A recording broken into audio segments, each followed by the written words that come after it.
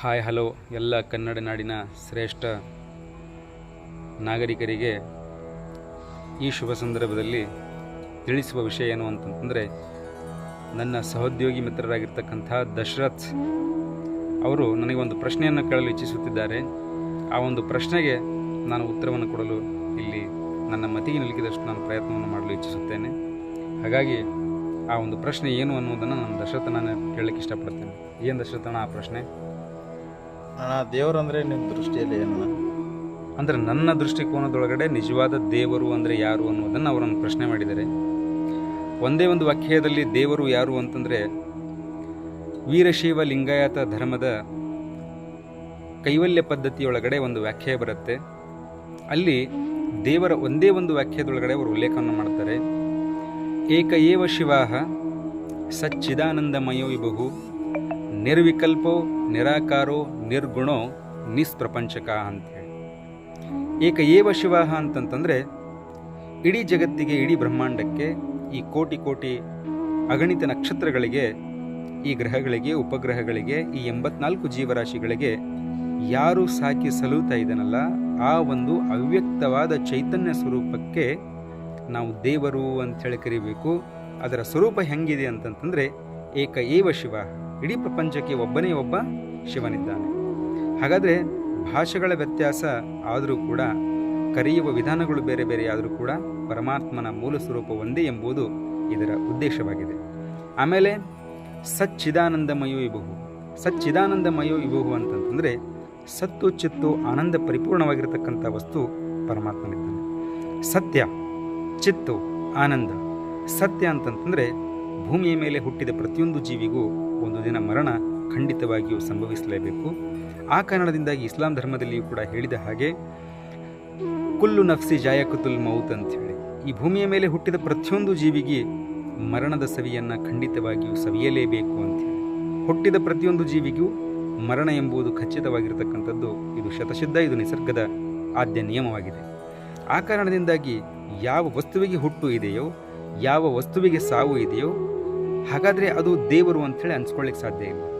ಆತ ನಿರಂತರ ನಿರ್ಗುಣಿಯಾಗಿರ್ತಕ್ಕಂಥವನು. ಎಲ್ಲವೂ ಕೂಡ ಈ ಪ್ರಕೃತಿಯಿಂದ ಉದ್ಭವವಾಗಿರತಕ್ಕಂಥ ವಸ್ತು ಒಂದಲ್ಲ ಒಂದು ದಿವಸ ಈ ಪ್ರಕೃತಿ ಒಳಗಡೆ ಲೀನವಾಗಿ ಬಿಡುತ್ತೆ. ಆದರೆ ಪರಮಾತ್ಮನಿಗೆ ಮಾತ್ರ ಸಾವಿಲ್ಲ, ತೂಕಡಿಕೆ ಇಲ್ಲ, ನಿದ್ರೆ ಇಲ್ಲ. ಆತನ ಯಾವುದೇ ಕುಟುಂಬ ಸದಸ್ಯರನ್ನು ಆತ ಹೊಂದಿಲ್ಲ.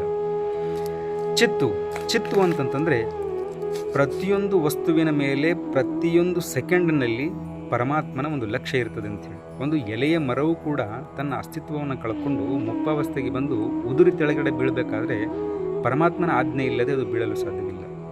ಆ ಕಾರಣದಿಂದಾಗಿ ಇಡೀ ಬ್ರಹ್ಮಾಂಡದಲ್ಲಿರ್ತಕ್ಕಂಥ, ಇಡೀ ಜಗತ್ತಿನಲ್ಲಿರ್ತಕ್ಕಂಥ ಹಿಂದೂ, ಮುಸಲ್ಮಾನ, ಕ್ರೈಸ್ತ ಎಲ್ಲ ಜನರು ಸೇರಿಕೊಂಡು ಒಂದೇ ಸಮಯಕ್ಕೆ ಪ್ರಾರ್ಥನೆಯನ್ನು ಮಾಡಿದರೆ ಪರಮಾತ್ಮನು ಎಲ್ಲ ಭಾಷೆಗಳ ಪ್ರಾರ್ಥನೆಯನ್ನು ಅಟ್ ಎ ಟೈಮ್ ಸ್ವೀಕರಿಸುವ ಸಾಮರ್ಥ್ಯವನ್ನು ಹೊಂದಿದ್ದಾನೆ. ಅದಕ್ಕೆ ಚಿತ್ತ ಅಂತ ಹೇಳ್ತೀವಿ. ಆಮೇಲೆ ಸತ್ಯ ಆಯಿತು, ಚಿತ್ತ ಆಯಿತು, ಆನಂದ. ಇಡೀ ಜಗತ್ತಿನಲ್ಲಿ ಭೂಮಿಯ ಮೇಲೆ ಹುಟ್ಟಿದ ಪ್ರತಿಯೊಂದು ಜೀವಿಗೂ ಕೂಡ ದುಃಖ ಅನ್ನುವುದು ಕಟ್ಟಿಟ್ಟಿರ್ತಕ್ಕಂಥ ಬುದ್ಧಿ. ಇದು ಮನುಷ್ಯನಿಗೆ ಸುಖ ದುಃಖ ಸರಿಸಮಾನವಾಗಿರ್ತಕ್ಕಂಥದ್ದು. ಆದರೆ ಪರಮಾತ್ಮ ಯಾವತ್ತೂ ಆನಂದಮಯವಾಗಿರ್ತಕ್ಕಂಥವನು.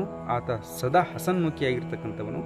ಇಡೀ ಜಗತ್ತು ಎಲ್ಲೋ ಸೇರಿಕೊಂಡು ಆತನಿಗೆ ಪ್ರಾರ್ಥನೆ ಸಲ್ಲಿಸಿದರೆ ಆತನ ಗೌರವದಲ್ಲಿ ಕಿಂಚತ್ತೂ ಕೂಡ ಗೌರವದಲ್ಲಿ ಹೆಚ್ಚಾಗಲಿಕ್ಕೆ ಸಾಧ್ಯ ಇಲ್ಲ.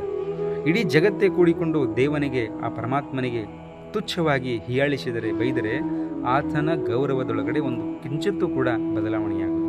ಅದಕ್ಕೆ ಆತ ಪರಿಪೂರ್ಣನಾಗಿರ್ತಕ್ಕಂಥವನು. ಅವನು ಸದಾ ಆನಂದ ಹಸನ್ಮುಖಿಯಾಗಿರ್ತಕ್ಕಂಥವನು. ಆಮೇಲೆ ಮತ್ತೊಂದು ಮಾತು ಬರುತ್ತೆ, ನಿರ್ವಿಕಲ್ಪ. ಇದರ ಅರ್ಥ ಏನು ಅಂತಂತಂದರೆ, ಅವನಿಗೆ ಯಾವುದೇ ರೀತಿಯಾಗಿರ್ತಕ್ಕಂಥ ಮನುಷ್ಯನ ಊಹೆಗೆ ನಿಲುಕುವ ಹಾಗೆ ಆತನಿಲ್ಲ. ಮನುಷ್ಯನ ಕಲ್ಪನೆಗೆ ಆತ ನಿಲುಕುವವನಲ್ಲ. ಪರಮಾತ್ಮ ಹಿಂಗೆ ಇದಾನಂಥೇಳಿ ಯಾವ ಮನುಷ್ಯನಿಂದನೂ ಕೂಡ ಹೇಳಲಿಕ್ಕೆ ಸಾಧ್ಯ ಇಲ್ಲ. ಎಷ್ಟೋ ಯುಗಪುರುಷರು, ಪ್ರವಾದಿಗಳು, ಪೀರ ಪೈಗಂಬರರು ಈ ಭೂಮಿಯ ಮೇಲೆ ಬಂದು ತಮ್ಮ ಸಂದೇಶವನ್ನು ನೀಡಿದ್ರು. ಆದರೆ ಪರಮಾತ್ಮ ಹೀಗೆ ಇದ್ದಾನೆ ಅಂಥೇಳಿ ಯಾವ ವ್ಯಕ್ತಿಯಿಂದಲೂ ಕೂಡ ಇಲ್ಲಿವರ ತನಕ ಹೇಳಲಿಕ್ಕೆ ಸಾಧ್ಯ ಇಲ್ಲ. ಅದಕ್ಕೆ ನಿರ್ವಿಕಲ್ಪ, ಮನುಷ್ಯನ ಕಲ್ಪನೆಗೆ ಆತ ಮೀರಿರ್ತಕ್ಕಂಥವನು. ಹೀಗೆ ಇದ್ದಾನೆ ಅಂಥೇಳಿ ಪರಮಾತ್ಮನ ಪರ್ಟಿಕ್ಯುಲರ್ ನಾವು ಹೇಳಲಿಕ್ಕೆ ಸಾಧ್ಯ ಇಲ್ಲ. ಆಮೇಲೆ ಹೇಳ್ತಾರೆ ನಿರಾಕಾರ.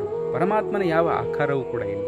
ಆತ ಹೀಗೆ ಇದ್ದಾನೆ, ಆತನ ಸ್ವರೂಪ ಹೀಗೆ ಇದೆ ಅಂಥೇಳಿ ಯಾವ ಮನುಷ್ಯನಿಗೂ ಕೂಡ ಹೇಳಲು ಸಾಧ್ಯವಿಲ್ಲ. ಅದಕ್ಕೆ ಇಸ್ಲಾಂ ಧರ್ಮದಲ್ಲಿಯೂ ಕೂಡ ಒಂದು ಸೂತ್ರ ಬರುತ್ತೆ, ಕುಲ್ ಹೂ ಅಲ್ಲ ವಹದ ಅಲ್ಲ ಉಸ್ಸಮದ್ ಲಮ್ಮಿ ಯಲಿದ ವಲಮ್ಮಿ ಯೂಲದ ವಲಮ್ಮಿಯ ಕುಲ್ಲಹು ಕುಫುವನ್ನ. ಓ ಜನರೇ ಹೇಳಿರಿ, ಇಡೀ ಬ್ರಹ್ಮಾಂಡವನ್ನು ಇಡೀ ಪ್ರಪಂಚವನ್ನು ಹುಟ್ಟಿಸಿದ ನಿಮ್ಮೆಲ್ಲರ ಪ್ರಭು ಒಬ್ಬನೇ. ಆತನಿಗೆ ತಂದೆ ಇಲ್ಲ, ಆತನಿಗೆ ತಾಯಿ ಇಲ್ಲ, ಆತನಿಗೆ ಬಂಧು ಬಳಗವಿಲ್ಲ, ಆತನಿಗೆ ತೂಕಡಿಕೆ ಇಲ್ಲ, ಆತನಿಗೆ ನಿದ್ರೆ ಇಲ್ಲ. ಆತ ಸದಾ ನಿರಂತರ ನಿರ್ಗುಣಿಯಾಗಿರ್ತಕ್ಕಂಥವನು. ಹಾಗಾಗಿ ಪರಮಾತ್ಮನ ಯಾವುದೇ ಗುಣ ಆಗಲಿ ಸ್ವರೂಪ ಆಗಲಿ ಇಲ್ಲ ಅಂಥೇಳಿ ಅವರು ಉಲ್ಲೇಖವನ್ನು ಮಾಡ್ತಾರೆ. ನಿಷ್ಪ್ರಪಂಚಕ, ಆತ ಯಾವುದೇ ರೀತಿಯಾಗಿರ್ತಕ್ಕಂಥ ಪುಲ್ಲಿಂಗವಾಗಿರ್ಬೋದು, ಸ್ತ್ರೀಲಿಂಗವಾಗಿರ್ಬೋದು, ನಪುಂಸಕಲಿಂಗವಾಗಿರ್ಬೋದು, ಯಾವ ವರ್ಗಕ್ಕೂ ಕೂಡ ಆತ ಸೇರಿದವನಲ್ಲ. ಹೀಗಾಗಿ ಪರಮಾತ್ಮ ಯಾರು ಅಂತಂತಂದರೆ ಒಂದೇ ಒಂದು ವ್ಯಾಖ್ಯೆಯಲ್ಲಿ ಹೇಳುವುದಾದರೆ, ಒಂದು ಗ್ಲಾಸ್ ನೀರನ್ನು ನಾವು ತೆಗೆದುಕೊಂಡು ಅದಕ್ಕೆ ಕನ್ನಡದಲ್ಲಿ ನೀರು ಅಂತೇಳಿ ಕರಿಬೋದು, ಆಂಗ್ಲ ಭಾಷೆಯಲ್ಲಿ ವಾಟರ್ ಅಂತೇಳಿ ಕರಿಬೋದು, ಹಿಂದಿ ಒಳಗಡೆ ಅದಕ್ಕೆ ಪಾನಿ ಅಂತೇಳಿ ಕರಿಬೋದು. ಕರೆಯುವ ವಿಧಾನಗಳು ಬೇರೆ ಬೇರೆ ಆದರೂ ಕೂಡ ಆ ನೀರಿನ ಮೂಲ ಸ್ವರೂಪ ಹೇಗೆ ಒಂದೇ ಇದೆಯೋ ಪರಮಾತ್ಮನ ಮೂಲ ಸ್ವರೂಪವು ಕೂಡ ಹಾಗೆ ಇದೆ ಎಂಬುದು ಈ ಒಂದು ವಚನದ ಮುಖಾಂತರವಾಗಿ ಪರಮಾತ್ಮನ ಸಂಪೂರ್ಣ ಒಂದು ವ್ಯವಸ್ಥೆಯನ್ನು, ಪರಮಾತ್ಮನ ಒಂದು ಸಂಪೂರ್ಣ ಗುರುತನ್ನು ಈ ಕೈವಲ್ಯ ಪದ್ಧತಿಯೊಳಗಡೆ ಶ್ರೀ ನಿಜಗುಣಾನಂದರವರು ಉಲ್ಲೇಖವನ್ನು ಮಾಡಿರ್ತಕ್ಕಂಥದ್ದು. ಅರ್ಥ ಆಯ್ತನಾ? ಇದ್ರ ಬಗ್ಗೆ ಸಂಪೂರ್ಣವಾಗಿರ್ತಕ್ಕಂಥ ಜ್ಞಾನ ನಿಮ್ಗೆ ಬಂತ?